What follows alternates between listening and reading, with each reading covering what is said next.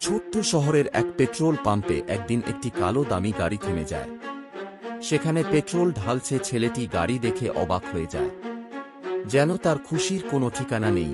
আর সেই গাড়ির মালিক বেরিয়ে এসে পেট্রোল পাম্পে থাকা ছেলেটির গাড়িতে ২,০০০ টাকার পেট্রোল ভরে দেন। এবার ছেলেটি পেট্রোল ঢালতে শুরু করে, কিন্তু সে তার নিচে থাকা গাড়ি দ্বারা এত মুগ্ধ যে সে শুধু গাড়ি আর গাড়ির মালিককেই দেখছে। গাড়ির মালিক জিজ্ঞাসা করলেন, কি ভাবছো বাবা?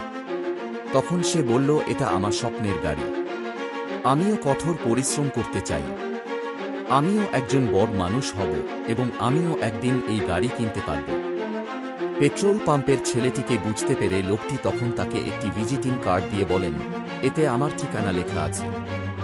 আমার অফিসে এসো, আমি ব্যবসা শেখাবো, আর যদি তুমি আমার মতো কঠোর পরিশ্রম করো তাহলে কয়েক বছর পরে তুমিও একই রকম গাড়ি কিনতে পারবে। ছেলেটি সেই কার্ডের দিকে তাকাচ্ছে, আর তারপর সে দেখছে কারণ কিছু চিন্তা তার মাথায় আসতে শুরু করে।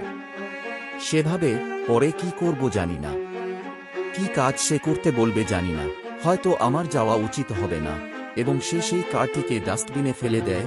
৩ বছর পর একইভাবে আরও একটি কালো দামি গাড়ি আসে, কিন্তু এবারের মধ্যে মালিক অন্য কেউ। মালিক বেরিয়ে আসেন এবং মালিক বের হওয়ার সময় ২,০০০ টাকার পেট্রোল ঢালেন।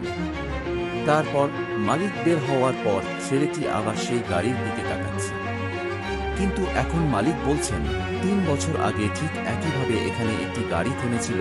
সে বলল, হ্যাঁ, মনে আছে। কিন্তু আপনি জানেন কিভাবে? সে বলল, আপনি মনে রাখবেন যে লোকটি আপনাকে একটি ভিজিটিং কার্ড দিয়েছিলেন। আমি পুরোপুরি মনে আছে, কিন্তু আমি সেই কার্ডটি ফেলে দিয়েছিলাম। তারপর পাম্পে পরিষ্কার করার কাজ করতাম। সে ডাস্টবিন থেকে কার্ডটি বের করল, এবং আমি জানতাম না আপনি কি ভাবছিলেন, কিন্তু আমি ভেবেছিলাম যে যদি আমি সুযোগটি হারিয়ে ফেলি তাহলে সম্ভবত আমি কখনো সফল মানুষ হতে পারবো না। তাই আমি সেই কার্ডের নম্বরে কল করলাম। আমি সেই লোকটির সাথে দেখা করেছিলাম যিনি আপনাকে সেই কার্ডটি দিয়েছিলেন, এবং তিনি আমাকে ব্যবসা শিখিয়েছিলেন, এবং ৩ বছর পর আমি এই গাড়ির মালিক হয়ে গেছি। আমি আশা করি আপনারও ৩ বছর আগে এই সুযোগ সম্পর্কে এমন কোন সন্দেহ ছিল না, এবং যদি আপনি সেই মালিকের সাথে দেখা করতেন, কিন্তু আপনি তা করেননি এবং এখনও এখানে আছেন। এখানে আপনাকে একটা জিনিস বুঝতে হবে, জীবনে যখনই আমাদের কাছে কোনো সুযোগ আসে তখন আমাদের উচিত খোলা মনে নিয়ে একবার সুযোগটি বুঝতে হবে।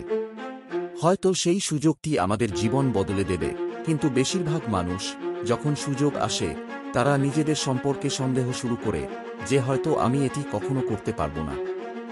সম্ভবত স্বপ্নের বেশিরভাগকেই হত্যা করে। এরপরে আপনার যদি কোন সুযোগ থাকে এবং কেউ আপনাকে কোন ব্যবসা, কোন সুযোগ সম্পর্কে বলে, তাহলে একবার যদি আপনি খোলা মনে বুঝতে পারেন, তাহলে আপনি বুঝতে পারেন যে সুযোগটি আপনার জীবন বদলে দেবে।